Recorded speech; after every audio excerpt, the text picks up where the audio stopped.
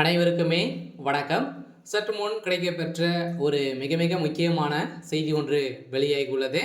சற்று முன் அந்த சார் செய்த சம்பவம், குற்றவாளி ஞானசேகர் திடீர் மரணம், போலீஸ் குவிப்பு, இது மாதிரி பார்த்தோன்னா செய்திகள் வெளியாகிருக்கு.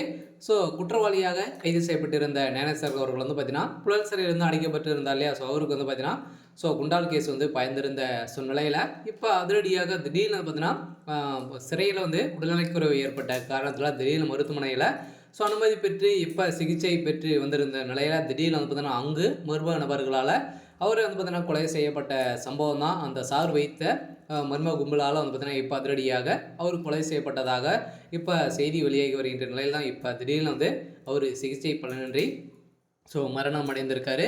ஸோ அதனால் மருத்துவமனையை சுற்றி பார்த்தோன்னா இப்போ போலீஸ் குவிக்கப்பட்டு பலத்த பாதுகாப்பு தான் இருக்காங்க. ஸோ இருந்தாலும் திமுக தான் அந்த சார் இருக்கார் இல்லையா. ஸோ அவருடைய உதவியால் இப்போ அதிரடியாக ஞானசாகருடைய உயிர் பறிப்போனதாக ஒரு பரபரப்பான செய்தி வெளியாக இருக்குது. ஸோ அதனால் திடீர்னு பார்த்தீங்கன்னா மருத்துவமனையில் அவருக்கு வலிப்பு ஏற்பட்ட காரணத்தினால அண்ணா பல்கலைக்கழக வழக்கில் கைதான ஞானசேகர் மருத்துவமனையில் அனுமதி பெற்று இருந்தார்.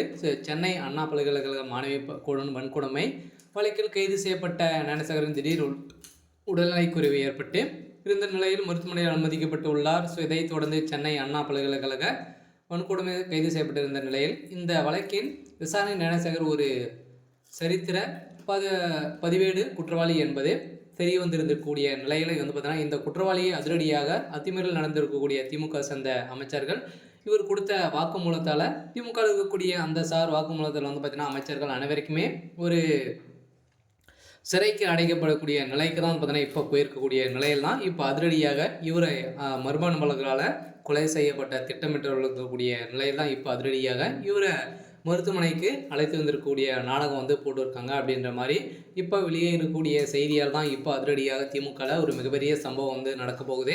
ஸோ அதனால் இப்போ பார்த்தீங்கன்னா அவர் மரணம் அடைந்த சம்பவத்தினால இதில் சிக்கிய அந்த சார் வசமாக சிக்கியிருக்காங்க. அதனால் உதயநிதிக்கும் ஒரு மிகப்பெரிய தலைவலியாக தான் இருக்கு இல்லையா. அந்த சார் உதயநிதி தான் அப்படின்ற மாதிரி சொல்லி வந்திருக்கக்கூடிய நிலையில் இப்போ மேலும் ஞானசேகர் பல பெண்களுடன் தொடர்பில் இருக்கும் பல பெண்களின் வீடியோக்கள் அவர்கள் தொலைபேசியில் இருந்தும் தெரிய வந்திருந்த நிலையில் இதில் பேசிய நிறைய திமுக சார்ந்த அமைச்சர்கள் அனைவருக்குமே வீடியோக்கள் மூலமாக பேசியிருக்கக்கூடிய நிலையில் இப்போ அதிரடியாக இந்த அமைச்சர்களுக்கும் முக்கிய காரணம் இருக்குது. ஸோ இதனால் இதனிடையே இவ்வழக்கில் கைதான ஞானசேகரின் சிறப்பு புலனாய்வு குழுவினர் பார்த்தீங்கன்னா 7 நாட்கள் விசாரணைக்கு அனுமதி அளித்த சென்னை சைதாப்பேட்டை நீதிமன்றத்தில் நேற்று முன்தினம் பார்த்தீங்கன்னா உத்தரவிட்டிருந்த நிலையில் இதன் அடிப்படையில் திடீர்னு அவருக்கு வலிப்பு ஏற்பட்ட காரணத்தால் உடல்நிலை குறைவால் மருத்துவமனை அனுமதி பெற்றிருக்காரு. ஸோ இதனால் அவருக்கு வலிப்பு ஏற்படுறதுனால இப்போ திடீர்னு அவரை பார்த்தீங்கன்னா மர்ம நபர்களால் கொலை செய்யப்பட்டதாக ஒரு செய்தி வெளியாகிருக்கு.